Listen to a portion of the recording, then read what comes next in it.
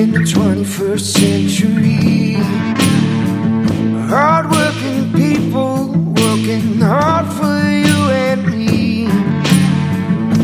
Moving higher, time and time again. Through the years you'll find us here. Moving higher. Hello and welcome to Moving Iron Podcast Markets. This edition of the Moving Iron Podcast is brought to you by Dawsontire and Wheel, your premier ag tire and wheel provider in North America, helping people grow. Tractorzoom delivering insights, and Dryshod Boots, the official work boot of the Moving Iron Podcast. This is our Thursday edition where Shawn Hackett comes on of Hackett Financial in Boca Raton, Florida, and gives his opinion and his angle of what's happening out in the marketplace. And Shawn's always gracious enough to be on here. So, Shawn, how you doing this morning, man?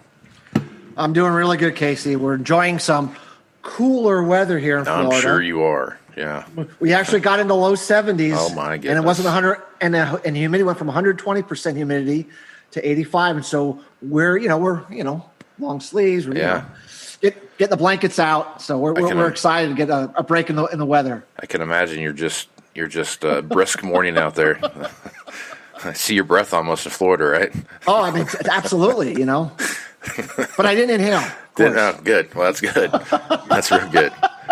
That's real good. All right. So today is Thursday, so that means that we'll have an export report that comes out here this morning. And, exports, the way of looking right now, are actually are kind of our saving grace. Exports are the dollar is at a point now where it is very attractive for folks to come and start buying, especially the Chinese. So I guess as you look at the Chinese soybean imports, what is your thought on that? And I mean, are we getting close to the end? I guess. What's your thoughts there? Well, seasonally, the answer is we normally are looking near the end. In fact, exports have decelerated. They're still very high year over year, but they have decelerated in soybeans, for example, to China. I mean, they've been backing off from their rate. So we actually have already peaked, but I mean, we're still up way over from last year. So the answer is yes. The question is, how low do they go when the Brazilian soybean export machine turns back on? Meaning, do we go back to our typical low seasonal demand, or do we stay at a higher or lower level? And that's what we're really trying to monitor is, we know we've reached peak exports to them, but how, are we at a new higher normal during Brazil, or have they binge bought enough? Have they front end loaded enough that they can back away significantly from us and then just focus on Brazil, over the first half of the season? And the answer is, I'm not sure, other than to say that I think we are dealing with peak exports. It's going to be very, very hard for the soybean market to move much higher unless we get clear and present danger with weather in South America, especially Brazil. To me, that's really the only way you get soybeans to move substantially beyond $11.5, $12, which is the 3-year peak, by the way, that we hit about 3 or 4 years ago. We hit that $12 mark for a little while. So I think Chinese demand is now in the rearview mirror. And I think now it's all about weather, and weather. Yeah. I really feel it's strictly about that. And that becomes mission critical in mid-December. Right now, from September 1 to now, we have the driest period for Brazil soybean areas since 1980. I mean, this is the driest it's been. Now we've had timely rains, which means crop potential is still good. But when you're this dry, as we move into the rainy season in December, that gap has to be narrowed, or else you're going to start getting into trouble. So the next 30 days, I would be watching the weekly moisture maps in Mato Grosso and Rio Grande do Sul. And I think that I would be focused on mid-late December as a potential for a weather market to develop. Until then, I think we're going to mark time, trade sideways, have some downside speculative selling. I think it's going to be kind of a mishmash of a market here for a while until we can discern whether South America, or especially Brazil, is going to have a okay crop, or they're going to get into a whole bunch of trouble here. Right. So, yeah, and I think that's a great point, because if you look at what they've been, their ag ministry and stuff in Brazil and even Argentina, they have about every week they just kind of trim back what the the harvest, what their projections look like, and they do need some water that they desperately need. And I don't really see that there's much out there that's showing that they're going to come that way. But like you said, mid-December is still 2-3 weeks away, and we've got a lot of things could happen between now and then. I mean, our weather forecast overall for the next few months is that our highest confidence is that southern Brazil, where in Rio Grande do Sul, where they grow 35% of the soybeans, is not going to get the rains that they need. We think that Mato Grosso, which is where they grow about 70% of the soybeans, we think they can get enough rain so that it's not a disaster, but it certainly won't be a top-end crop. We think that's what's likely to happen. So if if Rio Grande do Sul, were to really get hit by, 20 or 30%, and let's say Mato Grosso is maybe more marginally 5% below what it should have been, that should be enough to get the markets excited again. But we can't make that determination until mid-late December. So, but I do believe it's now for corn. Remember, the corn crop that matters is not the corn crop that is currently planted and being grown. It's the second corn crop that's planted in January, February in Brazil. That's the big crop.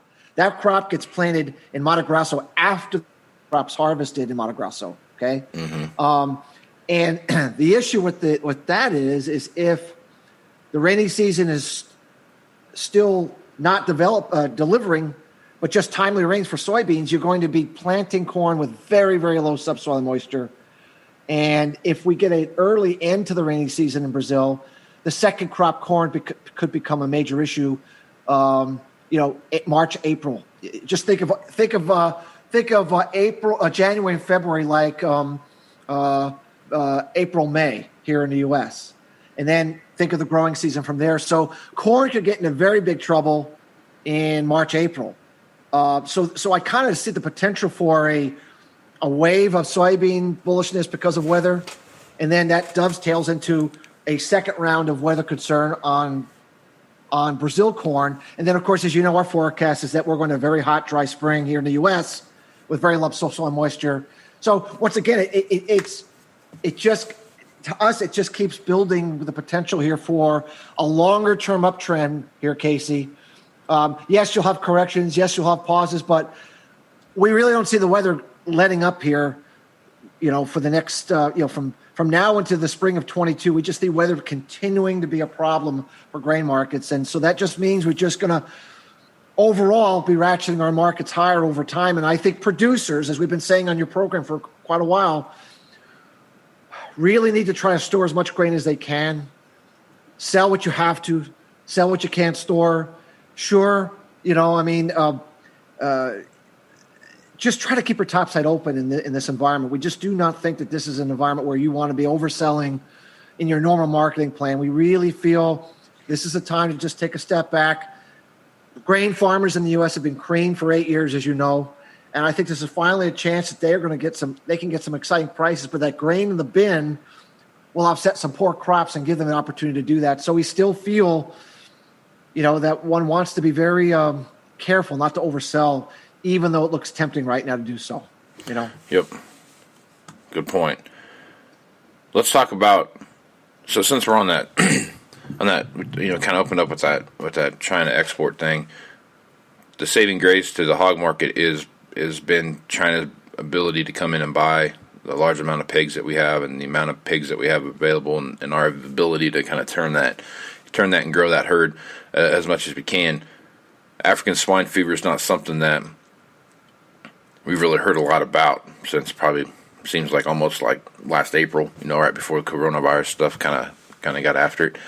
But I just I pulled this up here a little bit ago and just kind of ran through a little bit on the internet and just typed in, African swine fever news, and the latest thing I can find with a date on it anyway, it was back in September. There was German officials have confirmed a case of African swine fever in a wild boar near the Polish border. So that was back in September. And then if you kind of go down here, there's still quite a bit of African swine fever popping up, not just in China, but around the world, Europe and those kind of places. And I guess, what's your thoughts there?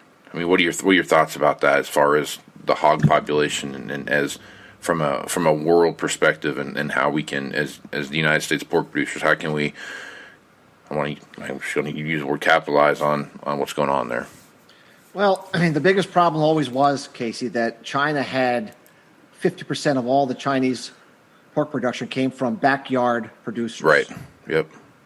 They had 5 pigs in the back. They fed them scraps from the table, that sort of thing. And there's no way to control African swine fever when you have those kinds of operations. So what the Chinese did is they pretty much got rid of all that. Mm-hmm. And they moved to these big corporate, large, contained pork producing entities that can control their herd, biometrics.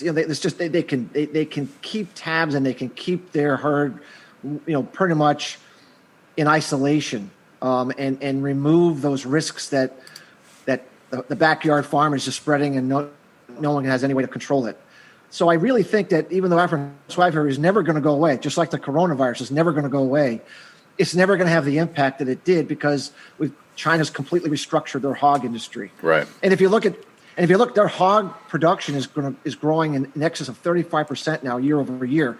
Their prices are falling now precipitously because they're getting their hands around it and they imported a lot. So we've reached peak U.S. pork exports to China. It doesn't mean they still won't need to buy a lot from us next year, but they're on a downswing now, and they're going to continue to be on a downswing. So the sweet spot for the U.S. to capitalize on exports has come and gone. And the big problem we see in 21 is as that demand continues to fall, who is out there to pick up the slack? There are some people that can pick up the slack. Other Asian countries can pick up the slack. But there's not enough to pick up the slack, and so we worry that the hog market's going to be having an oversupply problem here in the U.S. At least in the first half of the year. I think we remember the Chinese, stock up ahead of their holiday year-end holiday. I guess it's February, March is when they have their holidays, and once they stock it up and they've prepared for that, then they walk away for a while, and so we've been concerned that the hog market is kind of stuck in more of a neutral to downward kind of a price pattern now, and we're not really terribly optimistic that's going to change, given what we're seeing happening in China. We just think that trend is a permanent change now, and they got their hands around it. They're growing production; it's going to continue to grow. So, I would definitely, as a cash producer of hogs, I would be very much wanting to lock in some first half pig prices, hog prices. I just think that's a smart thing to do. It doesn't mean there's no upside. Doesn't mean we can't have rallies, but I just don't see the easy pathway higher like we did earlier in the year, Casey. I think this is a time to, you could survive as a hog producer right now at current prices and do okay. I would make sure I can survive. Yeah, I hear you. Yeah, no, that's a and if we're right about this feed thing escalating higher, and as corn prices going higher and soybean and bean meal prices going higher, costs are going to go up for producing these animals, and you don't want to. You just want to make sure if you don't have your long-term feed locked in, which many do not, then you got to lock in the price. So that. You need to make sure you have that margin locked in, because if you don't lock in the feed and it takes off into the spring and summer, even current prices may not be profitable. So it's just a time to be very clear, very honest about your operation, and don't get cute. If you got a margin, lock it in the first half of the year, and make sure that you don't get caught by some kind of an ugly period for prices, and that you can get through it, because the back half of the year probably things will look better, I think. The economy probably will open, the vaccine will kick in, demand will probably pick up. There's reasons to be optimistic later on in the season. It's hard for us to be optimistic the first half of the year. So we really, really stress hog producers make sure they're okay. So, all right. So yesterday you sent out a kind of an update on some podcasts that you have out there, and one that we talk about here quite a bit is rice and wheat and how that demand curve plays with each other, and one of those are going to be driving the markets one way or the other. Wheat is knocking on the door, $6. It's getting closer every day. We have some, rise up and kind of shut down, raise up and shut down a little bit. But talk about the rice market a little bit. What's going on there? Well, the U.S. rice price is based on Western Hemisphere rice prices. That's the North America, South America. Then you have Asian rice prices. Now, sometimes they go together and sometimes they don't. Right now, they're kind of two different markets. But it's our view that they're going to link up, meaning I think that what happened in China and all the purchases they've been making of soybeans and all the purchases they've been making of corn and all the purchases they've been making of sorghum and all these things is because they had flooding, terrible flooding, and typhoon damage, and it ruined their crops, and they have a problem there, rice included. So we think that they're going to be in a position once they feel they've gotten enough food for their holiday. We think they're going to start buying a lot of rice, meaning they only care about the rice price not being too high for the holiday season for them. Once they feel they've done that, then I think they're going to be going into the market and buying a lot of rice because they know they're in trouble. That's the Asian rice price. The U.S. price, as we said earlier, our highest confidence call on weather is that southern Brazil is highest to be in the worst place for the drought to continue and be most severe. That's where Brazil grows all their rice. Uruguay is also a huge producer of Western Hemisphere rice, which is just to the south of South Brazil, and they're even worse drought condition. When we look at it, that ground down there is typically irrigated, but they're out of irrigation supplies. So they do not have the luxury of keeping the crop going if the drought continues. If this drought continues into December, as we believe it's going to, then they're going to have another very, very bad crop compared on top of the bad crop they had last year. And already they have the tightest supplies of rice in South America in history. So that says to us that now we had a good crop. The U.S. had a good crop, but everyone's going to come rushing to buy cash rice from us to make up the difference down there. And so that tells us that the rice market, which has been very, very quiet. If you saw the chart we had yesterday, Casey, it's been very, very quiet market. But what happens with quiet markets? They wake up in a hurry.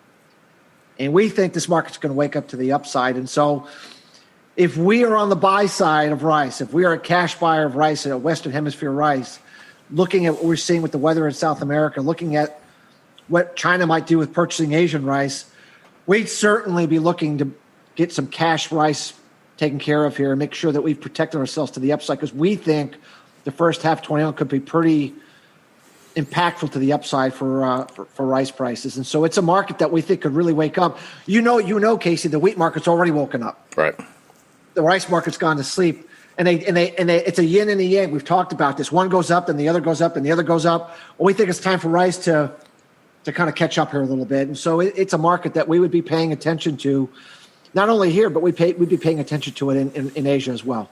So, yeah, it's kind of a mixed bag there, because it's like everything you just said there is what I've been reading, and yeah, there's a direct correlation between those two. And I never really thought about the holiday end of it, that they're going to make sure their prices are pretty low going into this holiday, and then after the holiday they kind of don't care, so they're going to make it take that run. So that's a good point. Very good point. Last thing I want to talk about too is the cotton market. Cotton market's had it's had a pretty good run here of late, but it has big corrections that come along with that. So talk about the cotton market, especially as it relates back to the economy. And I've got my concerns about the overall economy going into 21 just because of where we're at monetarily.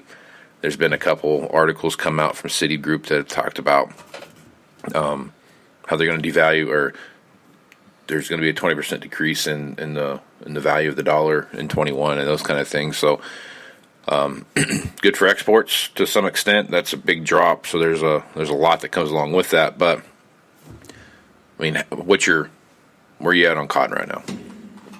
When we look at cotton supplies in the U.S., we have plenty of cotton. When we look at cotton supplies in India, which is another big exporter of cotton, we have plenty of cotton. When we look at how much cotton is in China, we have plenty of cotton. There's no shortage of cotton.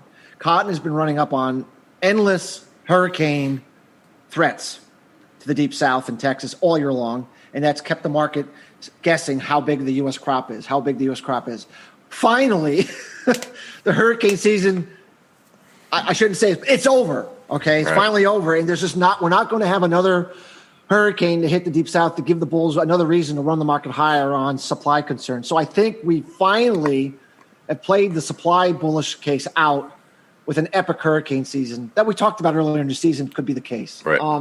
So now it's demand. And I agree with you. The global economy and the U.S. economy looks difficult here in the first quarter and possibly the second quarter, and that's not going to be good for cotton prices. So it sets up for the potential for a correction here. The other side of the equation is once that correction has played itself out, then it's acres, and acres. Soybeans are very, very high relative to cotton. And so the soybeans are going to be drawing a lot of acres away from the cotton market. And so as we move into the first quarter, when the market battles for who's going to get what, where, how, and why, cotton's going to get the short end of the stick on this.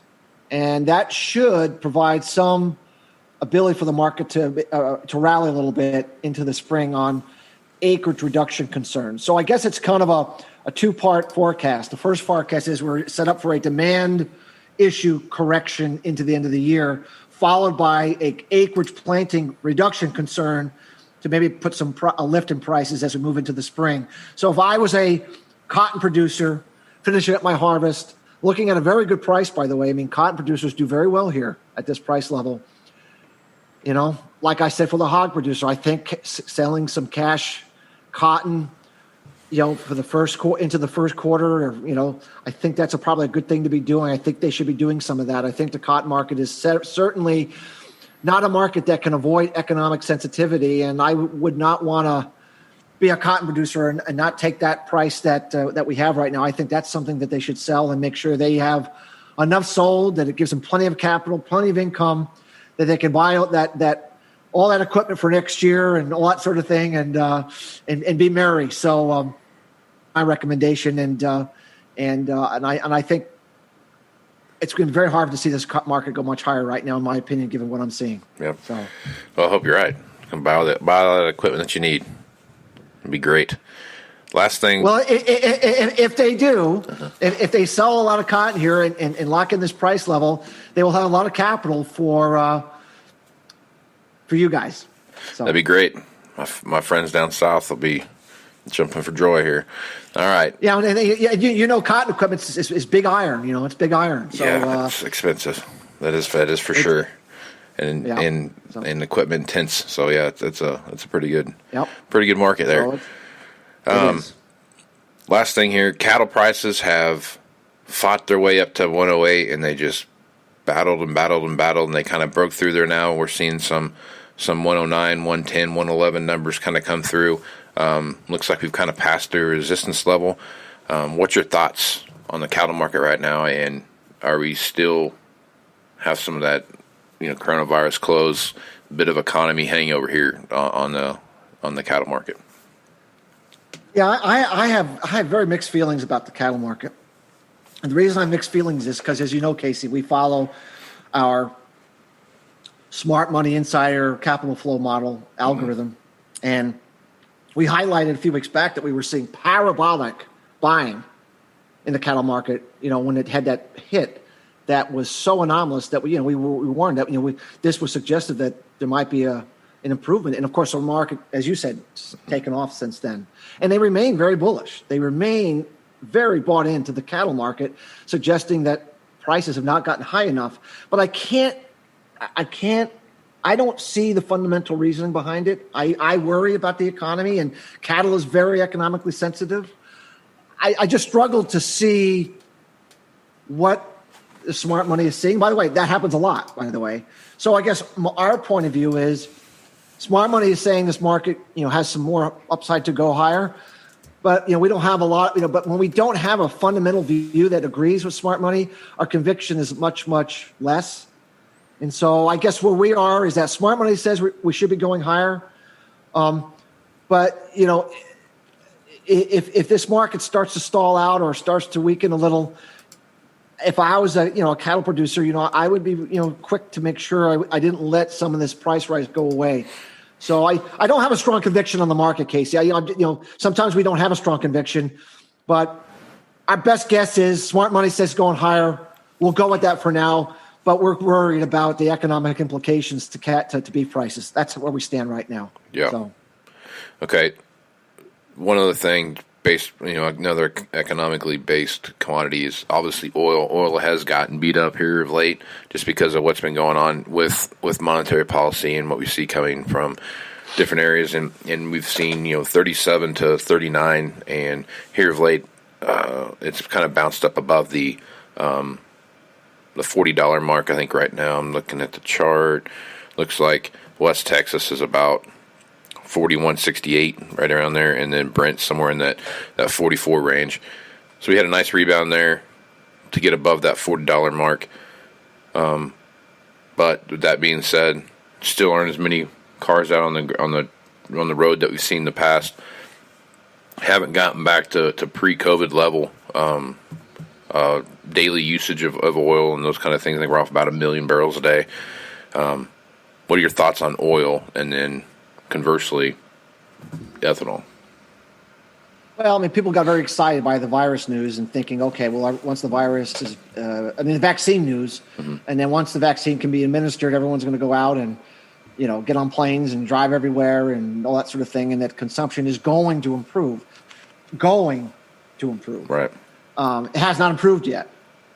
But also understand, because the price is so uneconomical, that production continues to fall precipitously, including natural gas, by the way. So you have a situation where as production continues to fall, it offsets weak demand, and you have a sideways trade market like we've been having, where it goes up and it comes down, and it goes up, because for every time we're losing demand, we're also losing supply, and it's kind of offsetting each other. At what point does the supply contraction even overcome weak demand? Or at what point does the economy reopen again and demand pick up, and then we have a mismatch? So I think the oil market is stuck in this sideways trade with optimism that the demand is going to come back, but also concerned that near-term demand is going to be horrible, but also understanding that there's nothing that's going to stop our production from declining, because nobody can make any money fracking for crude oil right now. Right. You know what I'm saying? Yeah. Yep. So I guess I'm kind of neutral in this, and feeling that the market, is probably on the upper end of a trading range because of the virus. But I think it's a little too early to get too excited, because we still have probably at least another 3 months to 5 months of some very poor demand before, a vaccine can be distributed and everyone's confidence could come back, and then maybe we have one heck of a summer driving season or something like that. You know what I'm saying? Yeah. So I think it's a stable market. I guess that's where my head is at. I think it's a stable market. I think we're gonna straddle $40 like we have been, which is not. I don't think it's good or bad or indifferent. I think it's just a sideways trading market, and as it has been. Yep. So. Yep. Well, good stuff as usual, Shawn. If folks want to reach out to you and get more information about what it is Hackett Financial can do and what you have to offer, what's the best place to do that?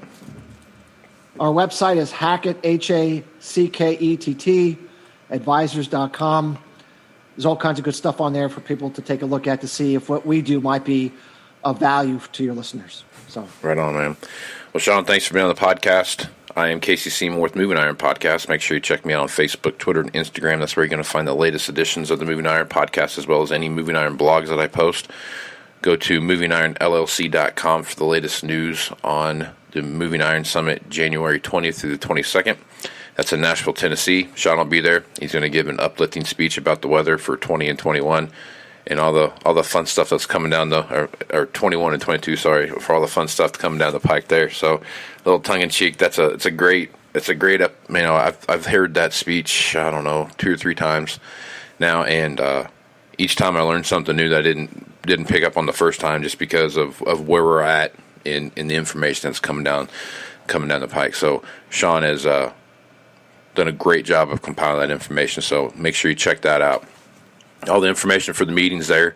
As far as registration and hotels and those kind of things, all that information is there as well. But if you need more information, hit me up at Moving Iron Podcast at movingironpodcast.com, and I'll answer any questions you might have. Global Ag Network is another great place to find ag-related podcasts. One of my favorites is Dryline Farmer Podcast with Brent and Lannon. Two guys will make you laugh as you're going through your day. So with that, I am Casey Seymour with Shawn Hackett. Let's go move some iron, folks. Out. Moving iron in the 21st century. Hard-working people working hard for you and me. Moving iron time and time again. Through the years you'll find us here.